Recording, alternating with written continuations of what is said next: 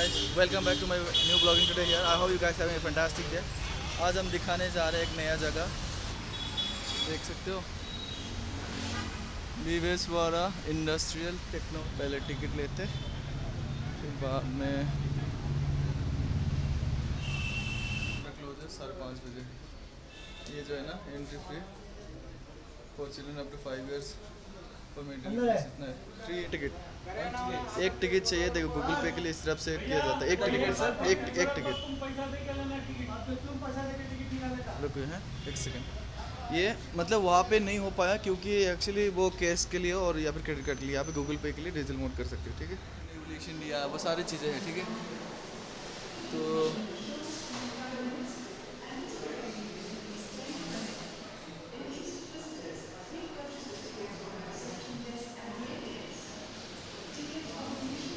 भाई एक बात पता है ना आप लोगों को, ये जो चीज़ है ना, सबसे पहले धरती पर ये एग्जिस्ट करते थे, मतलब डायनासोर एग्जिस्ट करते थे। और आप लोग को पता है इंसान से पहले यही चीज़ एग्जिस्ट किया करते थे इस प्लेनेट पे। पहले आपको पता है ये ख़त्म कैसे हुआ, एक्सटिंक्ट कैसे हुआ, पता है ना आपको? ये ख़त्म हुआ था हमारे एस्टेरॉयड गिरने के कारण, धूमकेतु गिरने के कारण पूरे डायनासोर बर्बाद हुआ, तो इनकी प्रजा ही ख़त्म हुआ था। ठीक है, ये आज से करोड़ों मतलब लाखों साल पहले ये कहानी हुई है। ठीक है, तो ये एक चीज़ है, बहुत ही बड़ा चीज़ है। अगर कोई इस प्लेनेट पे ज़िंदा था तो यही चीज़ था। ठीक है, तो आप देख सकते हो, बहुत ही इनका कहानी बहुत ही मस्त है। ठीक है ना, आप देख सकते हो। देखिए भाई साहब, इतना बड़ा प्रजा स्पीसीज था भाई, तो आप देख पा रहे हो मतलब इनका ना इतना बड़ा सा चीज़ है। मतलब इस धरती में भी रहते थे आज से करोड़ों साल। ओह, पुराने ट्रक 1960 में किस तरह से होते थे भाई, ये ट्रक था भाई, देख रहे हो 1916 के ट्रक इस तरह से होते थे मेरे भाई। मतलब इंजन देख भाई, अजीब, मतलब समझ रहे हो, खतरनाक टेक्नोलॉजी था भाई। देखो जेट इंजन,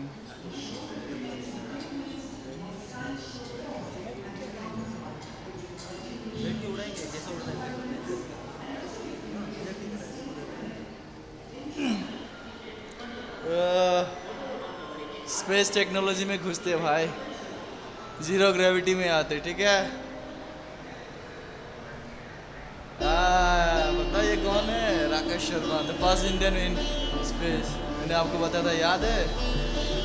कुछ दिन मैंने पहले वीडियो में जो बताया था, यही थे हमारा Rakesh Sharma. He was a pilot man.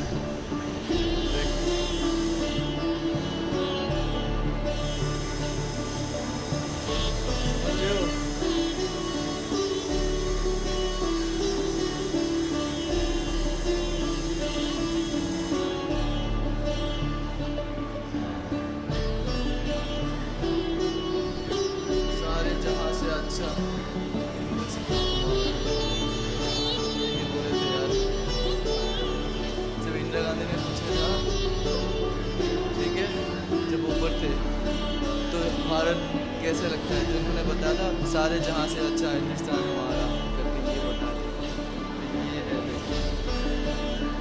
देखिए टीम राकेश शर्मा।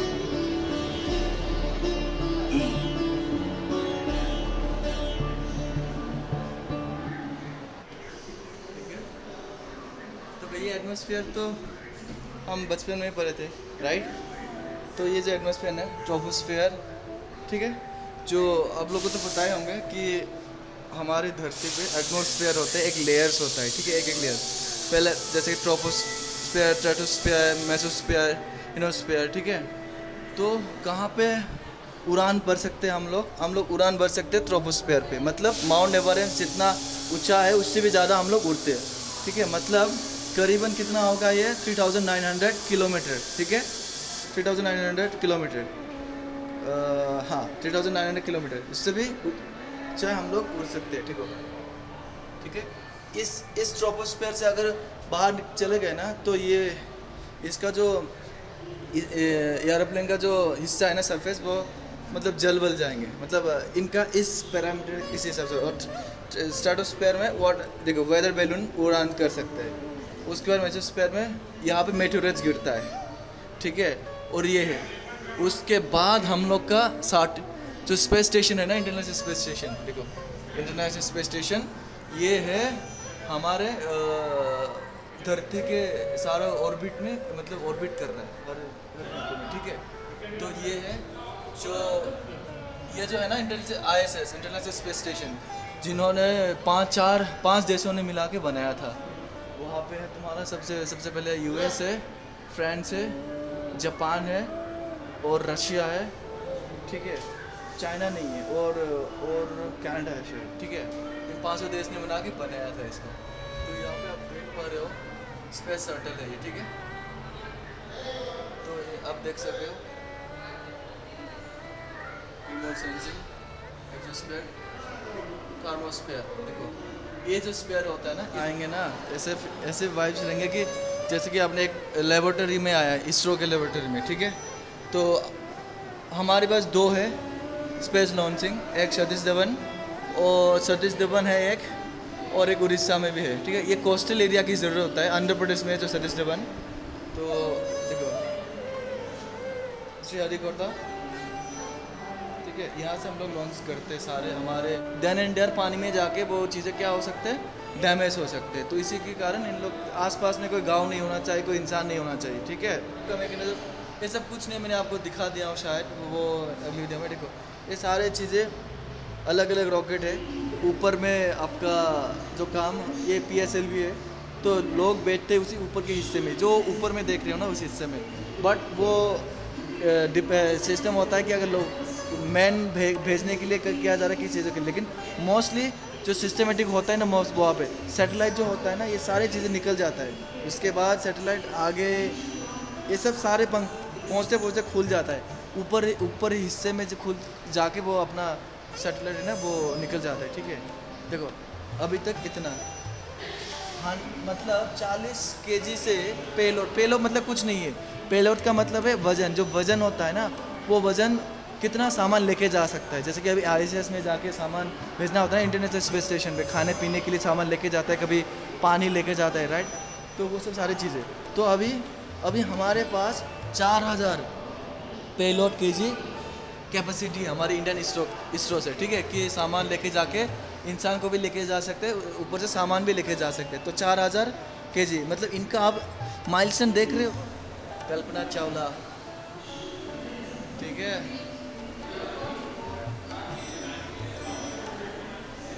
ये पोस्ट करके देख लेना भाई लोग, ठीक है।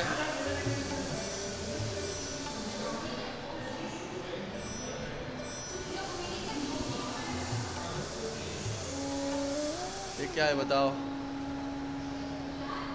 Aryabhatta was the first Indian satellite designed by fabricator indigenously, स्वदेशी था, ठीक है। इंडियन आर्यभट्ट के नाम से बनाया गया था, ठीक है। उसके बाद ये सब है अस्करा, एप्पल, रोहिणी, ये सारे सैटेलाइट अब, ठीक है। हमारे इंडियन कम से कम मतलब टोटल कुल मिला के तो शायद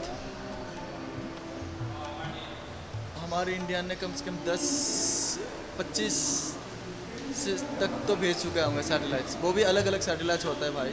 देखो ये सैटेलाइट है ना, इस तरफ से ऑर्बिट करता रहता है धरती को, ठीक है, घूमते रहता है। तो इसी से हम लोग भले इंटरनेट हो, आज के इन्हीं की वजह से भले इंटरनेट हो, भले टेलीविज़न हो, जो लाइव जो देख पाते हो ना टेलीविज़न में, जो भी क्रिकेट जो आप देखते हो ना, फुटबॉल मैच देखते हो, क्रिकेट देखते हो, कभी भी शो देखते हो ना लाइव,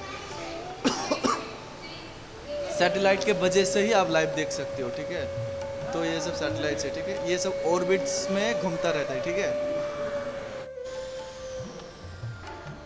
ये खत्म हो चुका है, ये सिर्फ कल्चर है,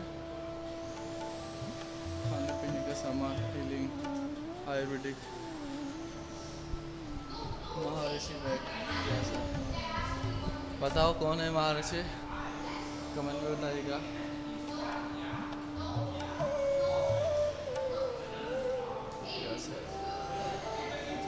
जो सनातन धर्म से बिलोंग करता है वो बता दीजिएगा महर्षि कैसा कौन था।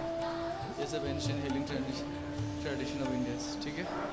हर्ब्स सारे किस तरफ से इंडियन कोस्टल से आके आर्यन सी से आके सीधा इंडिया घुसता था।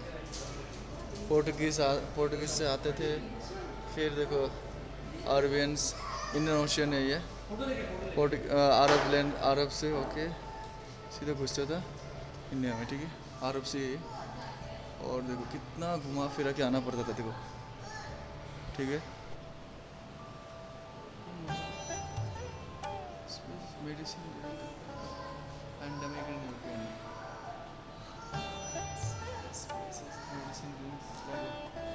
देखो इस तरफ से पहना जाता था। देखो इस टाइम पे ना फ्लैग हुआ था ना, जैसे कि कोरोना उस टाइम पे हुआ था ना, इस टाइम पे होके ना डेमोन्स्ट्रेट, ये देख लीजिए इस तरह से नकाब पहन के मेडिसिन दिया जाता था लोगों को। जैसे कोरोना में हम लोग मास्क पहनते थे ना, उस टाइम पे ऐसा मास्क पहन के लोगों को दिया जाता है। फ्लैग उस टाइम पे एक फ्लैग करके वो डेडलीस्ट डिजीज था, पैंडेमिक था वो भी, ठीक है। इस तरह से पहना जाता था। देखो मसाला इम्पैक्ट स्पाइस होते हुए, क्योंकि इंडिया में काफ़ी मसाला बहुत फेमस था, उसी के नाते एक्सपोर्ट इम्पोर्ट इसी पे करते थे, तो पूरे वर्ल्ड में इसी के चर्चा होते थे, ठीक है। और फिरंगी लोग, ठीक है, बच्चे को लेके आ सकते हो आप लोग यहाँ पे। बच्चे ही नहीं, बड़े भी बहुत कुछ भाई, बच्चे बड़ा क्या है, मतलब इतने साइंस सीखने को मिलेंगे आपको, informative, space technology, mirror match. आप घुसते मिरर मैच में, बाहर निकल सकेंगे ना भाई? ओ अरे भाई ये तो डरावना है भाई, ऐसे जगह पे। ये तो मैं मूवियों में देखता था भाई, देखो, मतलब समझ रहे हो? देखो भाई, मैं ज़्यादा दूर नहीं जाऊंगा, है नहीं तो दिक्कत हो जाएगा भाई। देखो ये मिरर मैच है, ठीक है, भूलभुलैया जिसको कहते हैं ना भाई।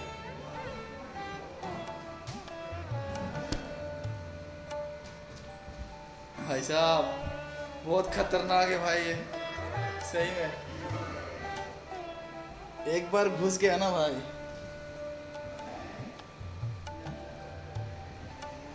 वो है। मैं बहुत सावधानी से जा रहा हूँ, क्योंकि भाई यहाँ पे समझ में कुछ नहीं आ रहा है।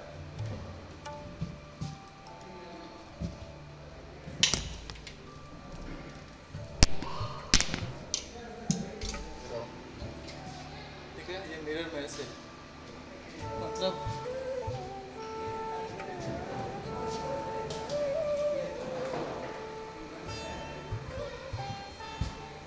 समझ रहे हो? मैंने चश्मा रख दिया यहाँ पे दोस्तों, क्योंकि भाई खतरनाक है भाई।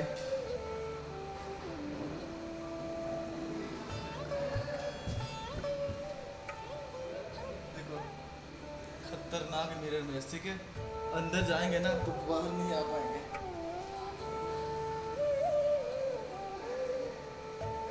मैं आप लोग को दूर से ही दिखा रहा हूँ, क्योंकि साला वापस नहीं आ पाऊंगा मैं फिर से।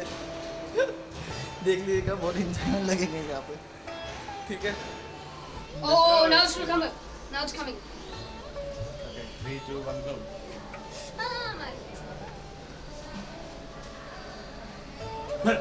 Whoa! It's just scary, man. Emergency. You got scared. You got scared. This is okay. Nothing to be scared. It's just the statue and nothing else. See? She got scared. See?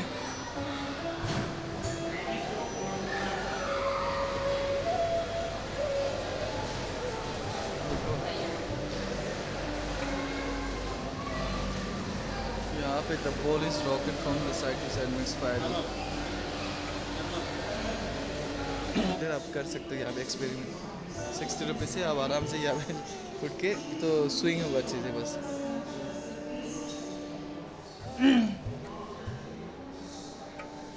देख रहे हो क्या चीज़ है भाई? Dam है भाई, dam का mechanism देखो, इतना बड़े बड़े पानी को जो कंट्रोल करता है ना भाई किस तरफ से। ये देख इलेक्ट्रिसिटी पावर सप्लाई कैसे जनरेट होता है, हाइड्रो इलेक्ट्रिक पावर कैसे बनता है, ठीक है। तो इसी से तो हाइड्रो देखो इसका कंसेप्ट है, water tank, water tank, electricity supply किस तरफ से हो रहा है देख रहे हो आप? देखो इलेक्ट्रिसिटी सप्लाई किस तरफ से होता है, देखो अच्छे से देखो। सबसे पहले वाटर फ्लो हो रहा है, जो करंट वाटर फ्लो होता है ना, नीचे टरबाइन डाला जाता है, टरबाइन के बाद जनरेटर डाला जाता है, जनरेटर का ट्रांसफार्मर, ट्रांसफार्मर से इलेक्ट्रिसिटी सप्लाई होता है, ठीक है। इस तरफ से हम बनाया जाता है इस, ठीक है। मुझे लगता है यही देखो ये टरबाइन टर्नर है, ठीक है। इसी की सारा सबसे पहले टरबाइन देखो, ये जो चीज़ है ना, इस जो मतलब जो पानी में जो करंट होता है ना, जो गहरा मतलब जो लहर होता है ना, इसी चीज़ को नीचे रखता है। ये इसके नीचे से वो पंखा की तरह ऐसे स्विंग करते रहेंगे, घूमते रहेंगे। तो इसी की यहाँ पे जो फ्लो आ रहा है ना, ये फ्लो को स्विंग करके इसी के ये सप्लाई देता है यहाँ पे। इसकी जो पावर स्पीड है ना, तो इसकी स्पीड से ये यहाँ पे ये जनरेटर है, ट्रांसफार्मर लगाया जाता है, इसके बाद सप्लाई होता है, ठीक है। ये है हाइड्रो इलेक्ट्रिक पावर प्लांट, इस तरफ से बनाया जाता है, ठीक है। ये है इसका मशीन। भाई सीखने को बहुत कुछ है भाई। ए राइट ब्रदर्स।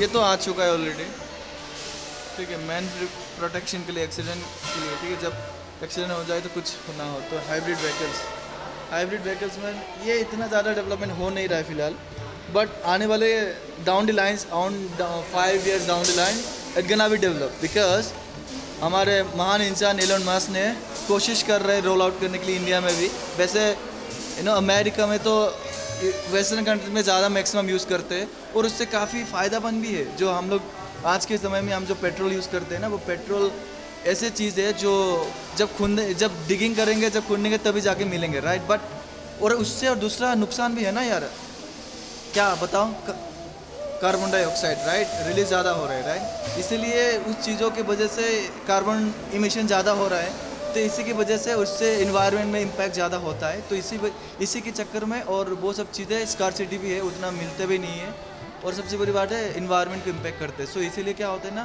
कि इलेक्ट्रिसिटी, बिजली, जिस तरफ से बिजली के जो उपदान है, जो यूजेस है, वो जितना हो सके कोशिश कर रहे हैं टेक्नोलॉजी के। आने वाले definitely down the line 25 years 30 years के बाद तो सारे इलेक्ट्रिसिटी ही से ही काम चलेंगे। तो फ्यूचर फ्यूल के लिए ये देख, फ्यूचर फ्यूल क्या रहेंगे देखो, ये रहेगा फ्यूचर चैनल, ठीक है। ऑल्टरनेटिव फ्यूल, क्योंकि डेफिनेटली एक टाइम के बाद इलेक्ट्रिसिटी तो है ही, उसके साथ साथ hydrogen is already being use, ठीक है। और यहाँ पे कंप्रेस नेचुरल गैसेस, इलेक्ट्रिसिटी, यही सबसे बड़ा हमारे पास रिसोर्सेस है, ठीक है। आने वाले definitely as I said down the line 25 years down the line, so biodiesel से भी आप एक इको फ्रेंडली फ्यूल बना सकते हैं, ठीक है। बायोडीजल और इलेक्ट्रिसिटी, हाइड्रोजन और वेजिटेबल ऑयल्स के साथ भी ये लोग कम्बिनेशन करके केमिकल्स डाल के वो कर सकता है, ठीक है। तो ये सब ये आने वाला फ्यूचर के लिए प्रेडिक्शन है, और इन्वेंशन के लिए रिसर्च चल रहा है हमारे इंडियन लेबोरेटरीज में।